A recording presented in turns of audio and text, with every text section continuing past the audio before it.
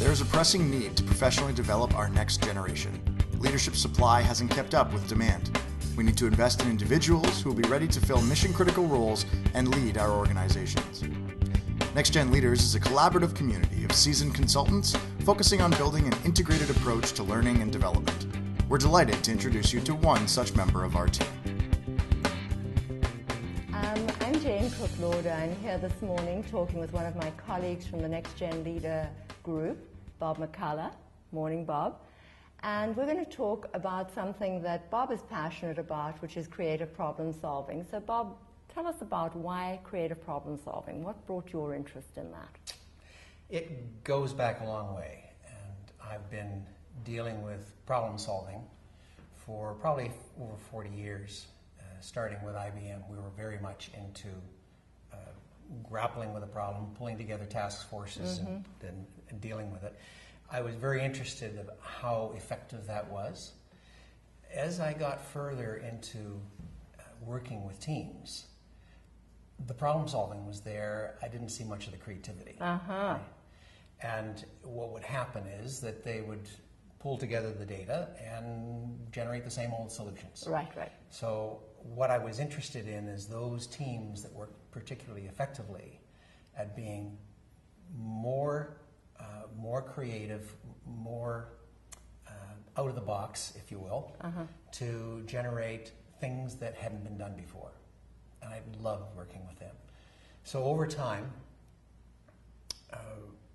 got a better understanding of what worked and what didn't. And then with a colleague of mine about 10 years ago, we codified that and say, what are the things in our experience that actually work? And what are the things that take you offline? So we've pulled that in together into this approach that we call for creative problem solving. So tell us a little more about that. What are these principles?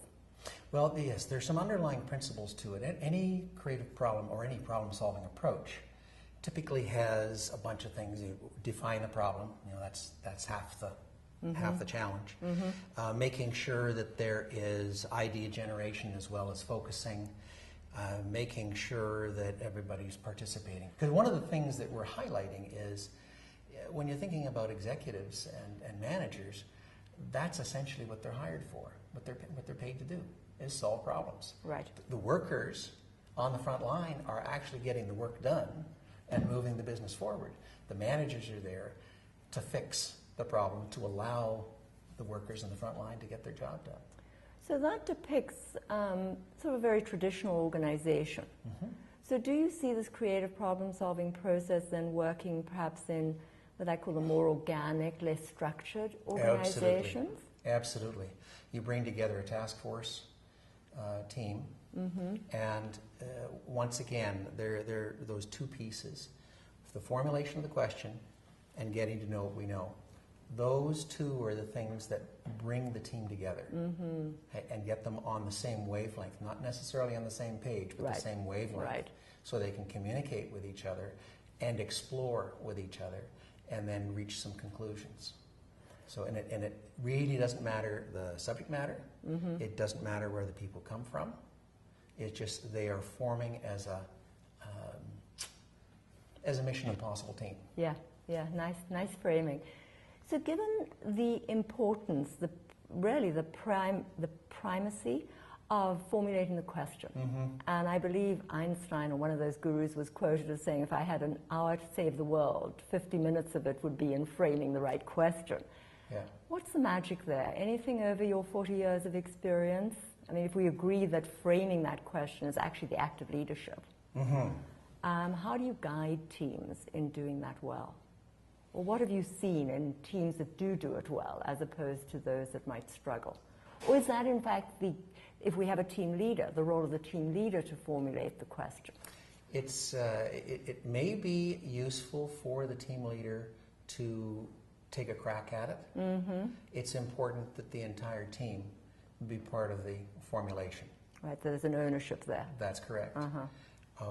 One of the groups of three that I worked with, it was quite humorous because the CEO was in hospital having had a heart attack, and the COO and the CFO and the chief or the corporate development guy decided that they would take this opportunity to formulate how they needed to get the organization moving. Lovely. And so we spent about an hour and a half, just the three people and me, an hour and a half formulating the question. I said, okay, so what is the question from your perspective that we're trying to answer? Each of them had a dramatically different view of what it was. And that we discovered within the first 10 to 12 minutes.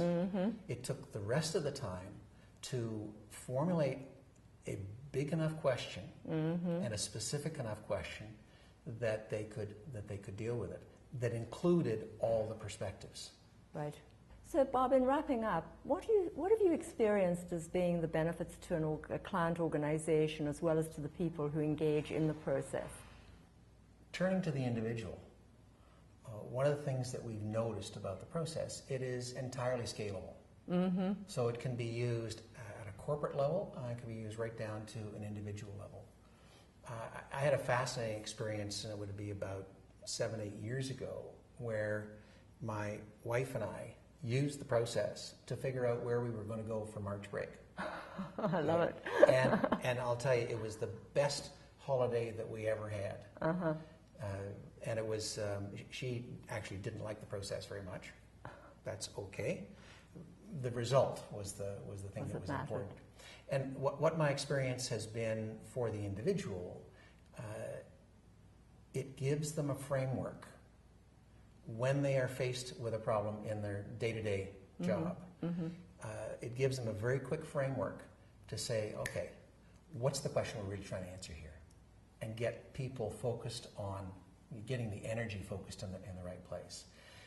It advances the individual's capacity to deal with problems on a very rigorous and yet swift basis.